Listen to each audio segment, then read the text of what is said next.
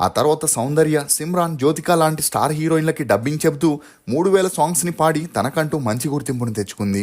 ఇక ఈమె ఎంత సక్సెస్ అయినా కూడా తరచూ తన పెళ్లి గురించి ఏదో ఒక రూమర్ వస్తూనే ఉండేది. ఈ క్రమంలోనే రామకృష్ణ వీరపనేని అనే బిజినెస్ మ్యాన్ మరియు ప్రొడ్యూసర్ని సునీత ఒక ఫంక్షన్లో కలవడం జరిగింది. అలా ఇతను జయం మనదేరా, బాబీ, స్వప్నలోకం లాంటి మూవీస్లో సపోర్టింగ్ పాత్రలు చేసిన వాటి వల్ల తనకి ఎలాంటి పేరు రాకపోవడంతో ఆస్ట్రేలియాకెళ్ళి డిజిటల్ మీడియాకి సంబంధించిన కోర్సెస్ని చేసి అక్కడే కొన్ని సంవత్సరాలు జాబ్ కూడా చేశాడు. ఇక అలా కొన్ని సంవత్సరాల తర్వాత ఇండియాకి వచ్చి మ్యాంగో మ్యూజిక్ అనే కంపెనీని స్టార్ట్ చేయగా తనకి అప్పటికే పెళ్ళై విడాకులై ఉండడంతో మ్యాంగో మ్యూజిక్లో సునీత పాటలు పాడే క్రమంలో వీరిద్దరికి మంచి పరిచయం పెరిగి ఆ పరిచయం కాస్త నిదానంగా సన్నిహిత్యంగా మారి వీరిద్దరూ డేట్ చేయడం మొదలెట్టారు. ఇక అలా దిల్ రాజు, రామకృష్ణ వీరపనేని కలిసి 2000 యూట్యూబ్ ఛానళ్ళకి పైగా తెలుగు, తమిళ్, కన్నడ, మలయాళంలో మెయింటైన్ చేస్తూ వాటితో పాటు ఒక ఎంఎన్సీ కంపెనీని కూడా రన్ చేస్తుండడం గమనార్హం. ఇక సునీతకి రామకృష్ణ వీరపనేనికి మంచి అండర్స్టాండింగ్ వచ్చి 2021లో వీరిద్దరూ పెళ్లి చేసుకొని ఒకటయ్యారు.